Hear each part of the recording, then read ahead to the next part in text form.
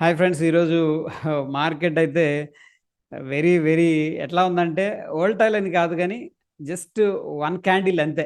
ఒక్క క్యాండిల్లో పైకి వెళ్తుంది, ఒక క్యాండిల్లో కిందకి వెళ్తుంది. మీరు అబ్జర్వ్ చేశారో లేదో కానీ చూడండి, బ్యాంక్ నిఫ్టీ తీసుకుంటే ఒకటే క్యాండిల్ కిందకి ఫస్ట్ 5 మినిట్స్, దాని తర్వాత బై. డెఫినెట్గా పైకి వెళ్తుందంటే బయింగే చేస్తాం కదా ఎవరైనా సరే. మళ్ళీ వెంటనే ఇక అక్కడికి వెళ్ళింది లేదు, ఏం లేదు, మళ్ళీ వెంటనే సెల్లింగ్. మళ్ళీ కిందకి వెళ్తుంది కదా అని పుట్టు బై చేస్తాం కదా, మళ్ళీ అక్కడి నుంచి కూడా సైడ్ వేస్, మళ్ళీ రివర్స్. ఈ విధంగా ఏంటంటే ఈరోజు మొత్తం కూడా, ఈ రోజని కాదు గత కొన్ని రోజుల నుంచి కూడా ఆప్షన్స్ ట్రేడ్ చేయాలన్నా లేకపోతే డైరెక్షనల్ ట్రేడ్ చేయాలంటే కూడా ముఖ్యంగా ఇండిసెస్లో కూడా చాలా చాలా డిఫికల్ట్గా అయితే కనపడతా ఉంది. వెరీ వెరీ టఫ్గా ఉంది జాబ్ అయితే ప్రస్తుతానికి. అయితే మార్కెట్లో ఏంటంటే కొన్ని ప్యాటర్న్స్ అనేవి రిపీట్ అవుతూ ఉంటాయి ఫ్రెండ్స్, ఓకేనా. సో ఫర్ ఎగ్జాంపుల్ మనం ఇక్కడ పిఎఫ్సి అనేది తీసుకున్నాం, పవర్ ఫైనాన్స్ కార్పొరేషన్. ఇటువంటి స్టాకు మనకు ఒకసారి మంత్లీ టైం ఫ్రేమ్లో దీన్ని కన్వర్ట్ చేస్తున్నాను నేను. చూడండి ఇక్కడ మనకేమైంది, 116 దగ్గర. ఆ టైంలో ఏమనిపిస్తుంది అంటే, ఇప్పుడంటే ఇక్కడ నుంచి 116 దగ్గర నుంచి 550కి వెళ్ళిపోయింది కాబట్టి ఈ లెవెల్ దగ్గర నుంచి మనం రఫ్గా డ్రా చేస్తే 330% రిటర్న్ వచ్చింది. బట్ ఆ టైంలో డెసిషన్ తీసుకోవటం అక్కడ ఏది 116 దగ్గర బ్రేక్అవుట్ అవ్వగానే. అండ్ మోరోవర్ ఏంటంటే డెసిషన్ తీసుకోవటం, బై చేయటం, it is not about selling buying అనమాట. అక్కడి నుంచి కూడా దాన్ని హోల్డ్ చేయడం అనేది చాలా పెద్ద విద్య. సింపుల్గా చెప్పాలంటే కూడా అంత ఆషామాషి వ్యవహారం అయితే కాదు. ఎందుకంటే రియల్గా మనం మనీ ఇన్వెస్ట్ చేసి ఏది 350% రిటర్న్ తీసుకోవటం అనేది, ఓకే.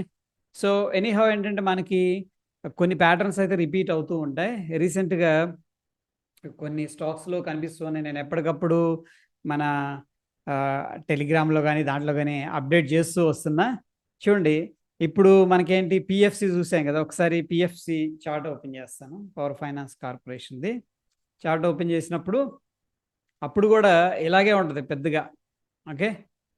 ఏంటి ఇంత పెద్ద వోల్టైల్ ఉంది, ఇక్కడ నుంచి బ్రేక్అవుట్ అయ్యిద్ది, మరి వెళ్తుందా మళ్ళీ కిందకు వస్తుందా, డెఫినెట్గా డౌట్ ఉంటుంది.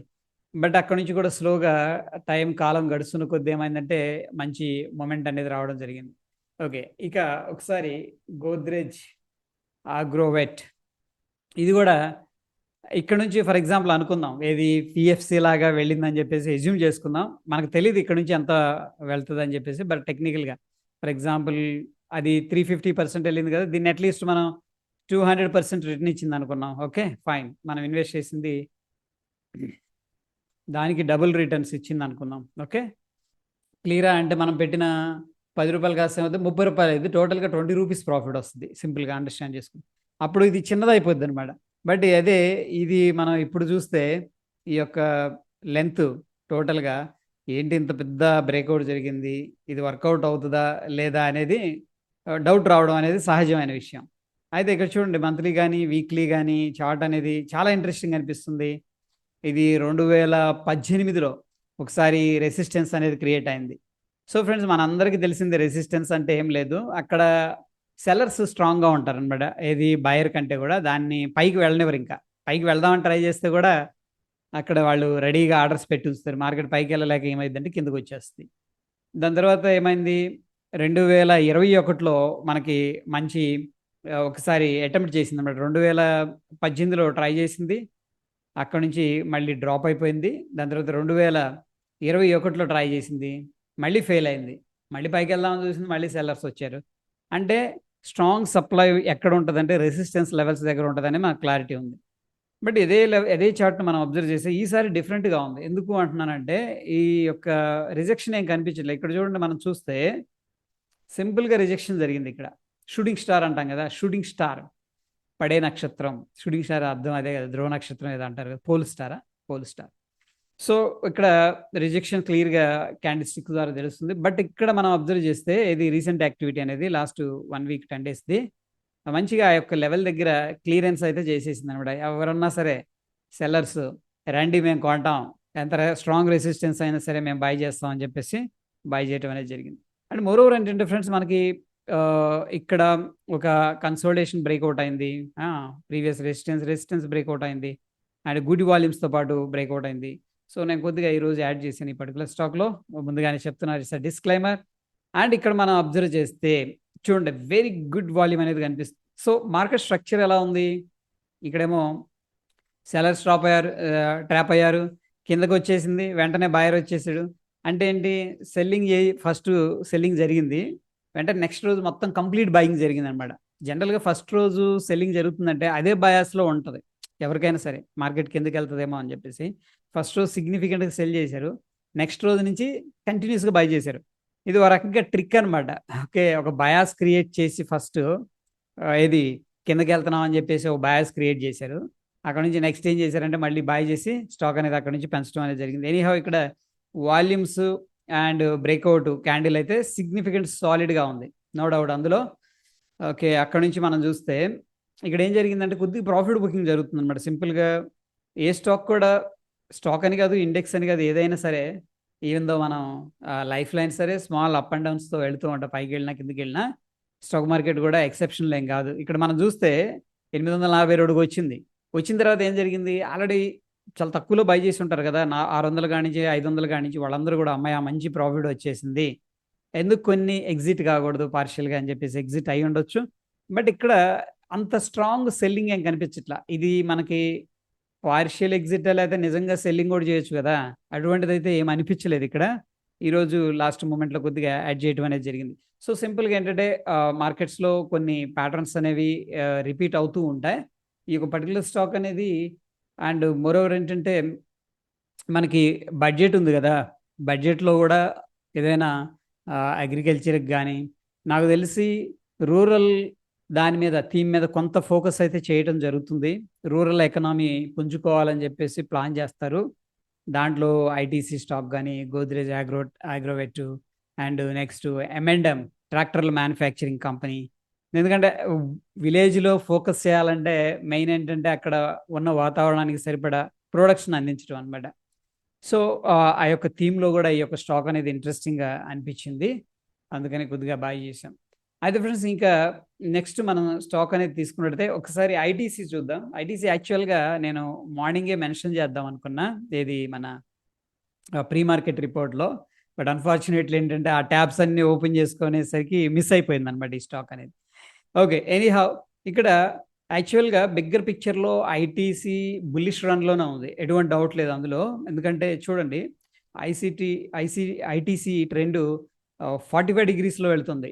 అది సహజమైన విషయం. ఏంటంటే మార్కెట్ స్ట్రాంగ్గా ర్యాలీ చేసిన తర్వాత సెకండరీ ఫేజ్లోకి వచ్చి కన్సాలిడేషన్ తీసుకుంటుంది. అంటే కొద్ది పైన అమ్ముతారు, కొద్ది కిందకు వచ్చాక మళ్ళీ బై చేస్తారు, మళ్ళీ కొద్ది పైకి వెళ్ళాక అమ్ముతారు, మళ్ళీ కొద్ది కిందకు వచ్చాక బై చేయడం అనేది జరుగుతుంది అనమాట.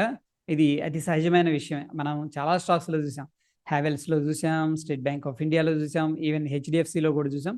హెచ్డిఎఫ్సి ఏంటంటే ఫండమెంటల్గా బిజినెస్ అప్డేట్ చేసింది, దాంట్లో కాసా రేషియో తగ్గిపోవడం, డిపాజిట్స్, సో దానివల్ల అండర్ ప్రెషర్లో ఉంది. బట్ లాంగ్ రన్లో ఏంటంటే అగైన్ బౌన్స్ బ్యాక్ అవ్వచ్చు. అండ్ హెచ్డిఎఫ్సితో మెర్జ్ అయిన తర్వాత, హెచ్డిఎఫ్సి బ్యాంక్తో మెర్జ్ అయిన తర్వాత కొంచెం లోపల టెక్నికల్ ఇష్యూస్ అనేది రిజాల్వ్ చేయడానికి కొద్దిగా టైం పడుతుంది. That is my personal view అనమాట ఇది హెచ్డిఎఫ్సి బ్యాంక్ గురించి. సో ఇక్కడ అబ్జర్వ్ చేస్తే ఫ్రెండ్స్, మనకి క్లియర్గా 400 దగ్గరకు వచ్చినప్పుడల్లా, ఏది వీక్లీ టైం ఫ్రేమ్ చూడండి, మనం డైలీ టైం ఫ్రేమ్ చూడండి, 400 లెవెల్కి వచ్చిందంటే లాంగ్ టర్మ్ ఇన్వెస్టర్స్ అనేది రావడం జరుగుతుంది. చూడండి, ఇక్కడ 400 దగ్గరకు వచ్చిందా, బాయింగ్ జరిగింది. అంటే ఎగ్జాక్ట్గా 400 అని కాదు, ఒక 5-10 పాయింట్లు అటు ఇటు జరుగుతుంది. ఎందుకంటే ట్రేడింగ్ అనేది it is all about emotions కదా. ఓకే, నేను గీత గీస్తాను, ఆ గీత దగ్గరే అమ్ముతాను, ఆ గీత దగ్గరే బై చేస్తానంటే అవ్వదు. కొంచెం ఎమోషన్స్ ఉంటాయి, ఓవర్గా బై చేస్తుంటారు, ఓవర్గా రియాక్ట్ అవుతారు అనమాట. ఓవర్గా గ్రీడ్ ప్లే చేసినప్పుడు ఏంటంటే ఎక్కువగా బాయింగ్ అనేది జరుగుతుంది, ఓవర్గా ప్యానిక్లోకి వెళ్ళినప్పుడు, ఫియర్లోకి ఎక్కువగా సెల్ చేయడం అనేది జరుగుతుంది. ఓకే, ఎనీహౌ రఫ్గా మనం చూస్తే ఇది 400 దగ్గరికి రాగానే వెంటనే బాయర్స్ అనేది రావడం జరుగుతుంది. సో క్లియర్గా మనకి ఏమర్థమవుతుందంటే ఇంకా 400 దాటి కిందకి వెళ్ళదు యాజ్ ఆఫ్ నౌ, ఎందుకంటే బయర్స్ స్ట్రాంగ్ ఉన్నారు. సో ఇక బై చేసుకునేవాళ్ళు, ఓకే 400 దగ్గర నుంచి దీనికి మంచి సపోర్ట్ ఉంది కాబట్టి బై చేసుకుందాం అని చెప్పేసి బై చేసేవాళ్ళు బై చేస్తున్నారు. మనకి టెక్నికల్గా కన్ఫర్మేషన్ ఎప్పుడు వస్తుందంటే 460 లెవెల్, అంతే కదా. మనకి ఒక ట్రెండ్ లైన్ కనిపిస్తుంది చూడండి, ఇక్కడ ట్రెండ్ లైన్ అనేది ఆరెంజ్ కలర్ డ్రా చేశాను. ఇది మనం అబ్జర్వ్ చేస్తే ఏంటంటే లోవర్ లోలో ఉంది, సెకండ్ ఏమంటాం ట్రెండ్ కొద్దిగా వీక్గా ఉంది. బట్ బిగ్ పిక్చర్లో మనం ట్రెండ్ అనేది చూసుకున్నట్టయితే స్టిల్ అప్ ట్రెండ్లోనే ఉన్నాం. దీన్ని ఏంటంటే స్మార్ట్గా అక్యుములేషన్ చేసుకోవాలి. కొన్ని కంపెనీస్ ఎలా ఉంటాయంటే ముందు ర్యాలీ చేస్తాయి, స్ట్రాంగ్గా ర్యాలీ చేస్తాయి, ర్యాలీ చేసి తర్వాత సైలెంట్ అయిపోతాయి. ఈ సైలెంట్లో ఏంటంటే ఏమవుతుంది సైలెంట్లో అంటే పేషెన్సీలో వాళ్ళు ఎగ్జిట్ అయిపోతుంటారు. అబ్బా ఏంటిది ఐటీసీ మళ్ళీ బోరింగ్, ఇంకో స్టాక్లో పెడితే మనకి ఎంతో కొంత రిటర్న్ వస్తుంది కదా అన్న దాంట్లో చేజింగ్లోకి వెళ్ళిపోతారు అనమాట. ఇక్కడేమో పేషెన్సీ లేక అక్కడేమో చేజింగ్లో, రెండిట్లో ఏంటంటే కొంతమంది స్ట్రక్ అయిపోతుంటారు.